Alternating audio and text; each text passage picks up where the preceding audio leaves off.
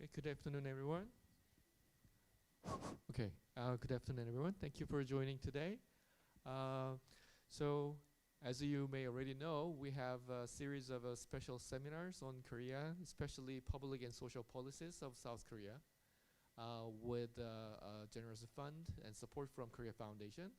And today, I invited a special guest from South Korea again, Dr. Seung-hun Hong.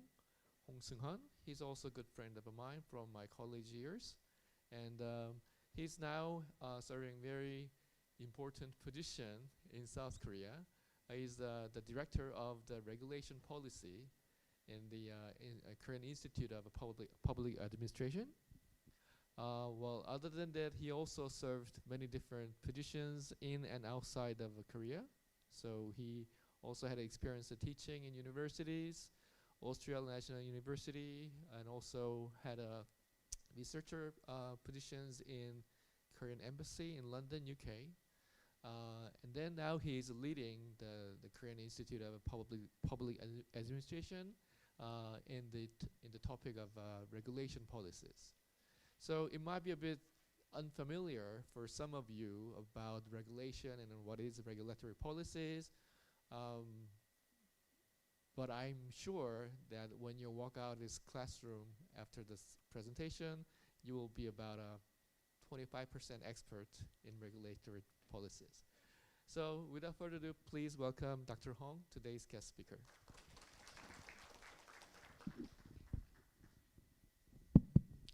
Thank you, Hong-yun, for a very kind introduction to me. As he introduced, my name is Seung-hun Hong, and I'm a director of regulatory policy at KIPA Korea Institute of Public Administration. And it's my honor and great pleasure to be here and presenting the Korean policy making in terms of regulation. And the title of today's presentation is Making Better Regulation in South Korea. So focusing on how the South Korean government has been working hard to make their regulations better, focusing on regulatory impact assessment or regulatory impact analysis. So I did my undergrad and MA in politics at Korea University and NYU, and my PhD in regulation and global governance at the Australian National University. And blah, blah, blah. Okay. I brought this photo. Do you recognize where I am, right? Okay, the first one. Yeah, you're right. Okay. This is from 2021 5G Territory Conference held in Riga, Latvia. And I presented, we actually discussed how we address the challenges of high-risk AI, and my point was we need to make regulations flexible as possible. Even though the flexible regulation is not the main topic of today's presentation, but the flexibility itself is actually at the core of what I present today. Okay. A little bit of Korea Institute of Public Administration. It is one of 26 public think tank affiliated with the National Research Council, which works under the Prime Minister's Office of the Republic of Korea. So the Korean government, actually, they don't have a research function. So when they have some demands of conducting research in terms of how to develop public policies, they go to one of those public policy think tank, and we are one of them. And Department of Regulatory Policy is one of 6 research bureaus of KIPA, and it is the nation's biggest regulatory research group comprising 8 fellows and 16 research associates. So we conduct many different research, and also we deliver lectures for central government, municipalities, public institutions, and international stakeholders like you, and support the government RIA, risk impact assessment, and PIL, post-implementation review. So, okay, and apart from, other than that, in the last 3 years, my department has been leading the nation's digital transformation in regulatory information delivery. So we developed this AI-based system called Reg Navigator, and this is not the main topic of today, but might be next time. All right. Okay, let's start with the question: what is regulation? What do you think regulation is? Because everybody here might have different notions of regulation when it comes to the definition. Anybody? Horse. Sorry? Law. Okay, law. All right, important. And restriction. Thank you. Restriction. And who restricts whom? The state, the government restricts people, organizations, businesses. All right, good. And all right. Then, do you think this is regulation? Why?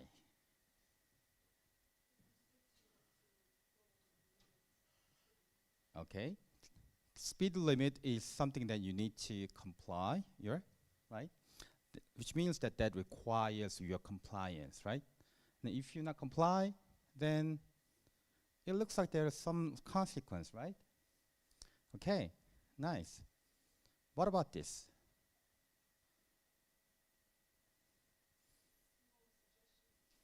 It says 20 is plenty. Slower is safer. It doesn't look like restriction. So do you think it is also regulation, or you don't think it's regulation? Yes, why?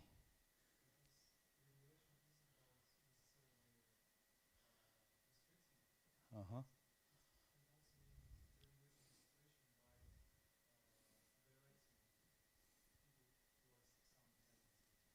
That's very, you mentioned very important words, directing people's behavior, right? Okay, nice. Wow. 20 is plenty. Actually, if you think about the speed limit here, the same speed limit might apply in this photo, right? But the way the state or the government enforces the 20 miles or 20 kilometers per hour speed limit might be quite different, right? Okay. Law and regulation, which is very important, as you say. So, if you think about the relationship between law and regulation, so what do you think the relationship is? Which one is bigger? Law is bigger or regulation is bigger? Regulation is bigger? Okay, I need to delete this one, okay, for you. Regulation is bigger? Why?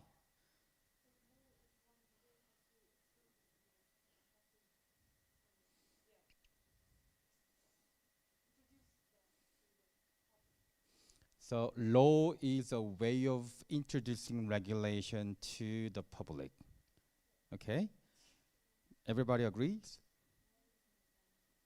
Law is more binding. Okay, and is there anybody who thinks in the other way? Law is bigger than regulation? Nope. Okay. In broad sense, regulation is much bigger than law. I'll tell you why. But in narrow sense, regulation is part of law. This is quite different, and there's a stark difference, right?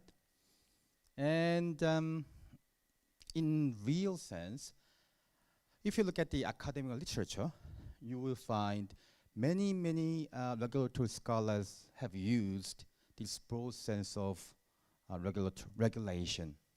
For example, John Braithwaite and Christian Parker. John Braithwaite is my PhD supervisor. He's one of the most respected regulatory scholars in the world. He's a professor at ANU, and Christian Parker is his earliest student and also professor at the University of Melbourne. In their 2004 article, they say it is regulation is steering the flow of events. Steering the flow of events. Do you imagine the situation?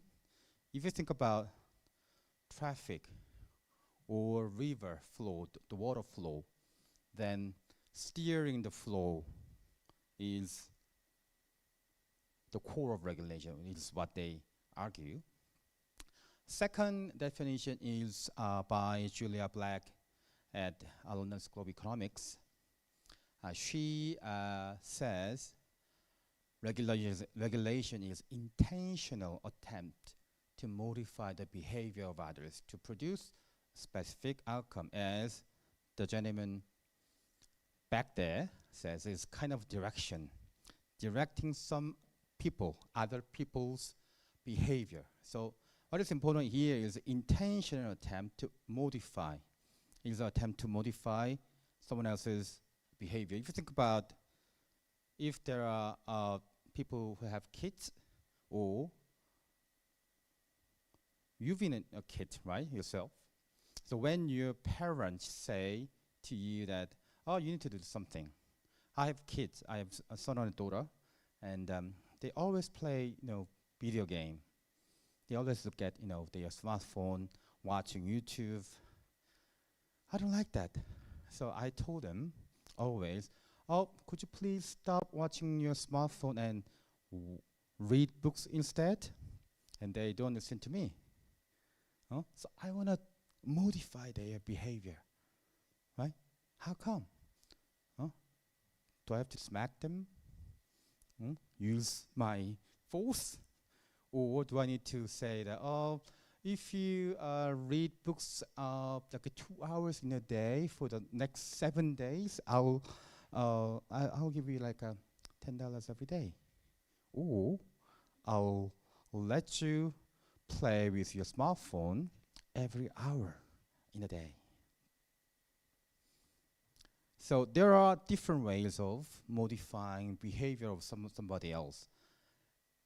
In narrower sense, regulation is part of law, and this is actually accepted by many different governments. For example, in Korea, regulation means legal provisions that restrict, you're right, rights or impose duties on citizens in order for the state to achieve administrative objectives. So it is part of the law, and it has the function of restricting rights or imposing duties. It's a kind of a state command, right? You need to do these things. You shouldn't do this thing, right? In the UK, by UK government, the definition is pretty much similar, but a bit different. Legal provisions that impose or modify requirements, restrictions, conditions, or set or modify standards or guidelines. Do you recognize the difference between the two definitions? The Korean one only has restricting and imposing, right? But the UK definition has modifying, even though it is not imposing duty or restricting rights. If there's any change of the current regulation which is modifying the requirement, it is called regulation, okay? In Australia, things are quite different and very interesting. All government-approved rules expecting compliance. Can you tell the difference between the Australian definition and the first two definitions?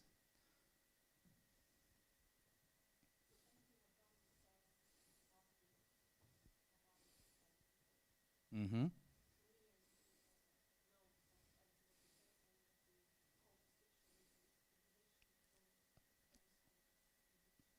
Okay. Anybody else?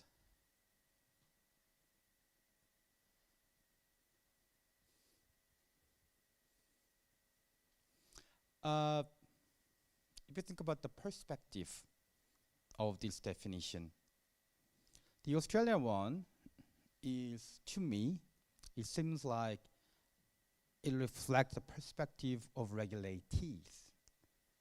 If you are a citizen or a business, there are government rules out there, and whatever they are, if they require or expect my compliance, right, it is regulation. So the Australian definition is from the perspective of regulatees, while the first two definition is pretty much like a government perspective, right? The US one is also different.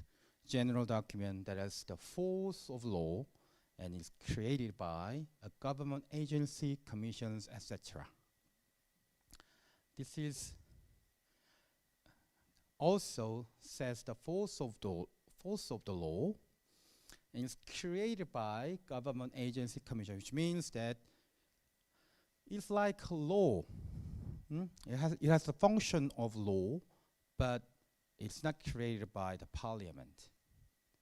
Okay, it is called regulation. So in narrow sense, regulation is part of legislation or law. This is accepted or applied in many, many different countries, including South Korea. I don't know how things are in Kazakhstan. Do you have any definition of law or definition of regulation administrative system? Constitution. What does it say?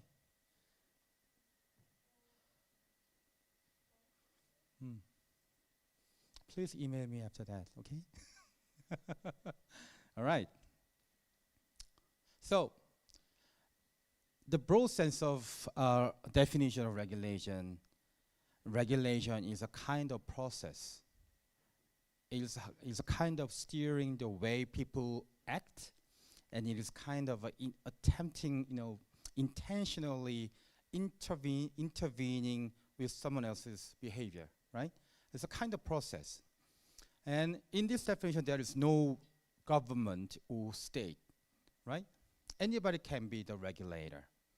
So regulatory authority can be anyone, and the important question is how to regulate. But in narrow sense, regulation is a rule, right? It's part of the law. Regulatory authority is state or the municipal government, and the important question is what are regulations, right? Okay. What I want to say today is regulation is a process. So you make regulation that is called regulatory rule making. And when the regulations are made, then it is enforced, right? It is enforced to people.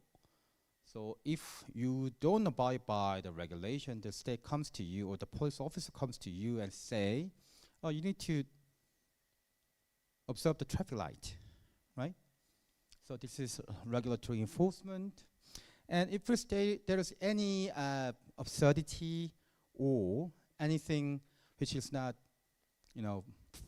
effective, then in South Korea, there is this act called Framework Act on Administrative Regulation. It came into effect in February 1998, right after the Asian financial crisis.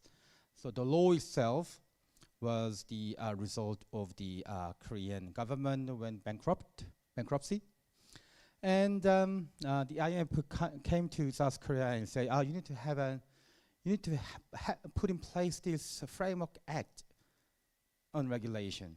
So if you see the preamble of this Framework Act, it says, it is enacted to comprehensively and consistently abolish and overhaul various regulations such as licenses and permits that inhibit people's autonomy and creativity and reduce economic activities, blah, blah, blah, blah.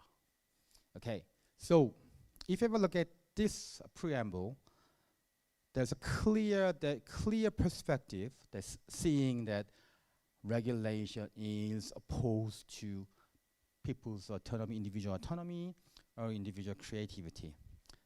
Regulations hinder freedom and creativity or innovation in South Korea. So, Article 2 of this Act say the term administrative regulation means restrictions on the rights of citizens or duties imposed thereupon by the state or local government to accomplish specific administrative objectives, blah, blah, blah. Okay. And the South Korean government have this register. How many of you can read Korean language? Okay. This is 국가법령정보센터, which means Korean Legislation Information Center. And if you go to this website, law.go.kr, then you will find, you can look up all the different legislation in South Korea. Let us see 도로교통법, which means a Road Traffic Act. If you look at the each article, there is a small signpost, right? If you say there is a 규제, you say there is a small rectangle with 규제 is regulation in Korean language, and this article is registered as a regulation. Okay, so for example, let's go through this. Okay. Ooh. Okay, article number 5. This sets out the duty of following the signs or direction of the police officer and others. Okay, so the pedestrians or drivers of cars should or shall follow the direction of the police officer. So this sets out the duties of pedestrians or the drivers. So it is identified as 규제 or regulation. Okay. So next question is, how does Korea make regulations better? There is a system called regulatory impact analysis. It is recommended by OECD. So regulatory impact analysis or regulatory impact assessment means a tool or decision process for informing political decision makers on whether and how to regulate and to achieve public policy goals. So it is at the same time, it is tool and at the same time a decision process. It is not a decision-making process. It is a process informing decision-making of political actors. So as a tool, it is ensuring a systematic and rigorous process of identification and assessment of the potential impacts of government actions. So there are several different government actions to achieve a certain administrative goal, and you need to go through this regulatory impact analysis whether one particular option is better than the others. Okay?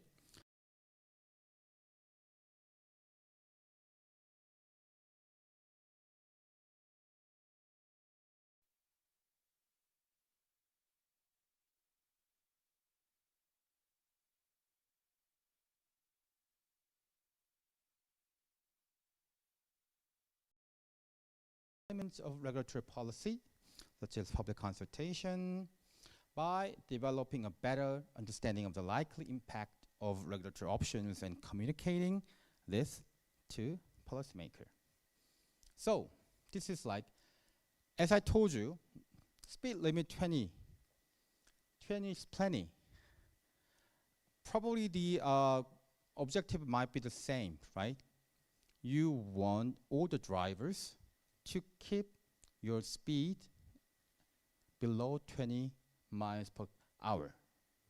But the way that the state or the government enforce this regulation is quite different. Which one do you think is more effective? First one? Really? Second one? Anybody? Nobody? Is this one first? No? This one is first. This one is second. Okay. You think speed limit 20 is more effective? Why? Okay. But this one may also come with a penalty as well, right? Second one is recommendation. So from the perspective of drivers, while you drive and you see one of those signposts, which one would make you, much better, much more willing to keep the 20 mile per hour speed limit? First one. How many of you drive? Okay. What about you? First one. Everybody? Not sure.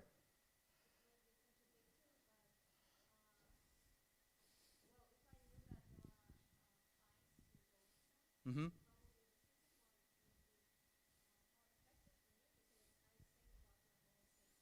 Mm-hmm.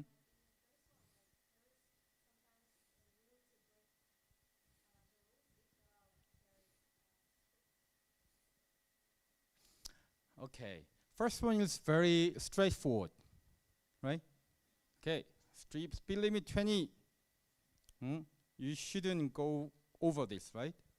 Second one is like a recommendation, and it's like, oh, okay, 20 is plenty, so I should reduce my speed. Okay, it's kind of a, how to say, persuading people. Oh, okay. There are different ways of exercising state power to modify people's behavior. One is like this one, very straightforward command, right? You should attend all the classes. But your attendance to class is very much appreciated. Which one would you prefer?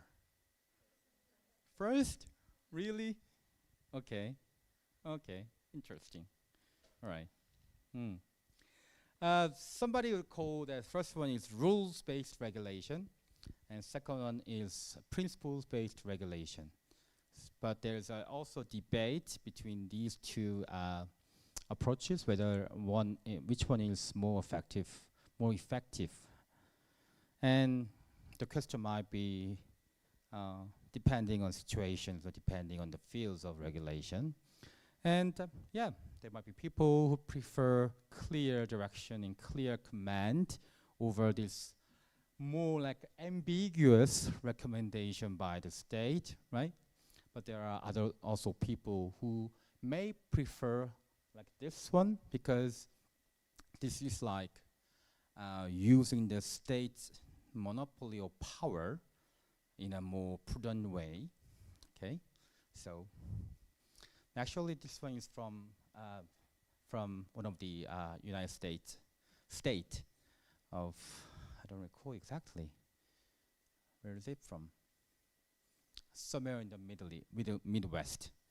Okay, anyway, what I want to say here is regulatory impact assessment or analysis is like, you need to think about the cost and benefit of these two options. So you need to think about the burdens of regulatees. And you need to make sure that which one is more effective or like imposing less burden to regulatees, right? So you need to think about it while you write this regulatory impact assessment. Okay.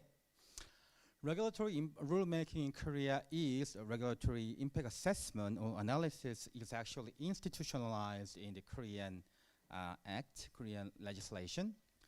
It says regulatory review. The head of a central administrative agency, including central department,